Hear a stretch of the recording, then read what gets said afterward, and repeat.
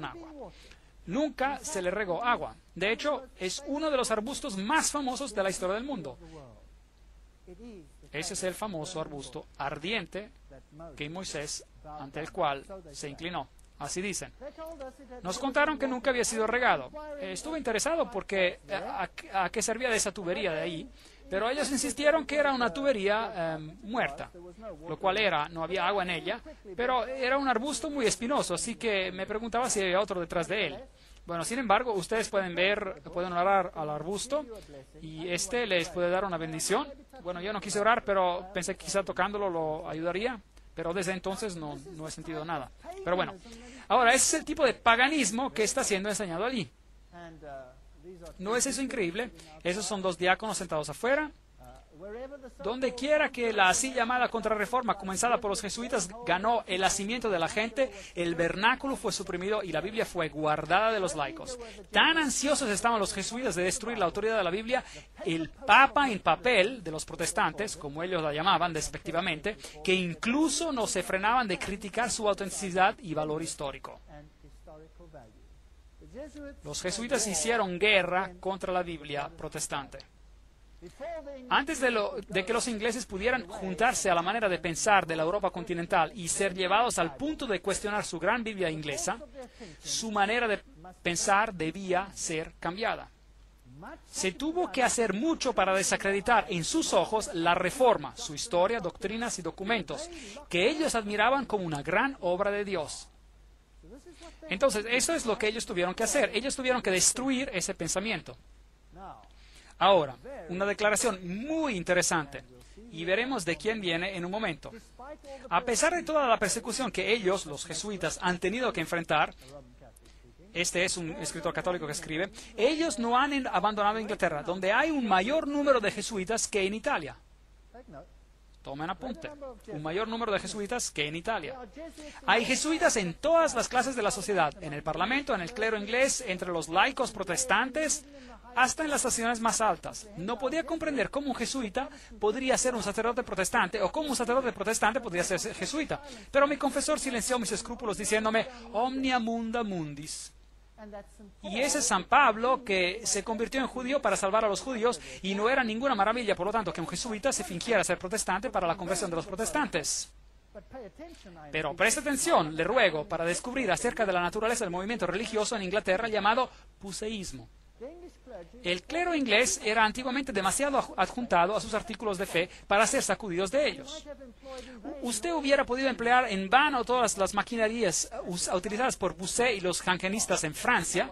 Eran los que estaban, usted sabe, detrás de la Revolución Francesa, los jesuitas y todos ellos, para reunirlos a la Iglesia romana. Así que los jesuitas de Inglaterra probaron otro plan. Esto era para demostrar desde la historia y desde la antigüedad eclesiástica la legitimidad de las costumbres de la Iglesia inglesa, de donde, con esfuerzos de los jesuitas escondidos entre su clero, se levante una atención cuidadosa, estudiosa a la antigüedad cristiana. ¿Quién escribió esto? ¿Quién escribió que los jesuitas eran los sacerdotes en las iglesias protestantes? Era Descantes, sacerdote en Roma, profesor de teología, censor oficial teológico de la Inquisición. El hombre mismo nos dice que era así. Ahora, el romanismo es conocido por haber entrado recientemente a la Iglesia de Inglaterra. Antes del 1833, si usted sostuvo una misa como la se sostiene hoy, eso hubiera sido anatema. Si usted hubiera hecho y dicho las cosas que se dijeron en ese entonces, eso hubiera sido anatema. Luego las cosas cambiaron. Newman, el líder del movimiento Oxford, de regreso a la iglesia romana, solamente a través de la iglesia inglesa puede usted actuar sobre la nación inglesa. Deseo, por supuesto, que nuestra iglesia sea consolidada con y por y en su comunión, por el bien de la iglesia y por el bien de ustedes, y por el bien de la unidad. Él y sus asociados creían que el protestantismo era el anticristo. Muy bien. Faber, uno de los asociados de Newman, y él también hacía parte del movimiento de Oxford, dijo, el protestantismo está muriendo. Lo bueno que está en él está, por la misericordia de Dios, siendo recolectado en las cosechas de Roma. Toda mi vida, Dios mediante, será una cruzada contra la detestable y diabólica herejía del protestantismo. Entonces aquí hay una guerra en la iglesia inglesa.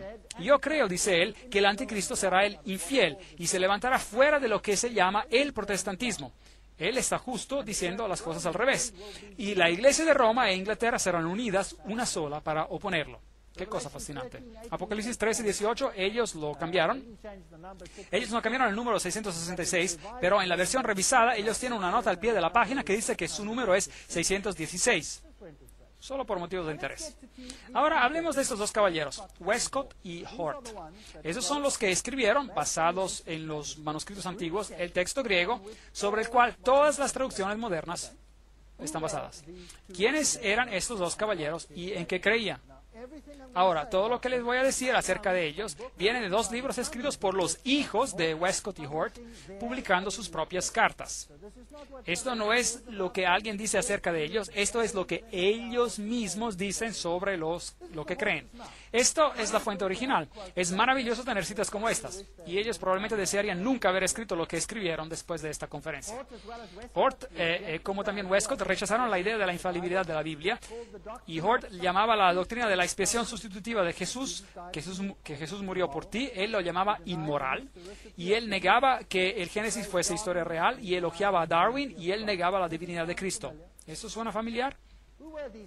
¿Quiénes eran esas personas? El profesor Westcott y Hort. Westcott nació en 1825 y Hort nació en 1828. Eran miembros de la iglesia ancha o iglesia alta de la iglesia de Inglaterra. Se convirtieron en amigos durante sus días de estudiantes en la Universidad de Cambridge. Trabajaron juntos. Westcott se convirtió en el obispo de Durham y Hort es mejor reconocido como el profesor de divinidad en la Universidad de Cambridge. Bueno, sus doctrinas son tan jesuitas que no me sorprendería si ellos eran dos de estos caballeros ilustres. La opinión de Hort sobre la evolución dice: el principio de un individuo es exactamente tan inconcebible como el principio de una especie. Me asusta ciertamente encontrarte decir que no has visto ningún hecho que apoya una visión tal como la de Darwin. Él era un darwinista.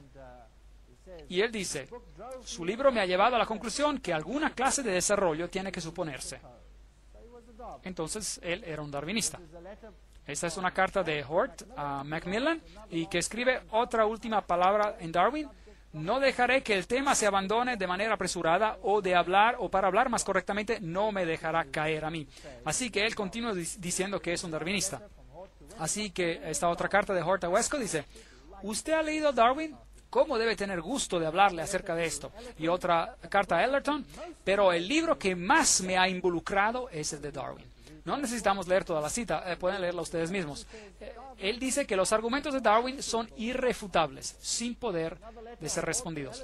En otra carta de Hort a Ellerton dice, no tenía ninguna idea hasta las últimas semanas de la importancia de los textos. Esos son los nuevos textos que ahora han sido encontrados. Habiendo leído tan poco del Testamento griego y habiendo tenido que seguir con el malvado texto Receptus. Así que él llama el texto recibido malvado. Piense en ese vil Textus Receptus. ¿No suena como un jesuita que odiaba el texto recibido? ¿Quién lo llamó ese áspide, esa serpiente? Inclinando enteramente en manuscritos más recientes. Ahí viene su argumento de que el texto sinaítico era más temprano. Es una bendición de que haya manuscritos tan tempranos.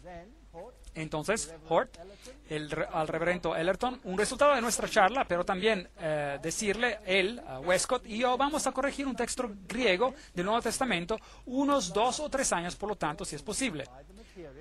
Y luego él habla de Lachmann y Tischendorf, que suplirán los materiales, y luego él dice, nuestro objetivo es de proveer al clérigo, generalmente, escuelas y etcétera, con un texto griego portátil que no sea desfigurado con corrupciones bizantinas.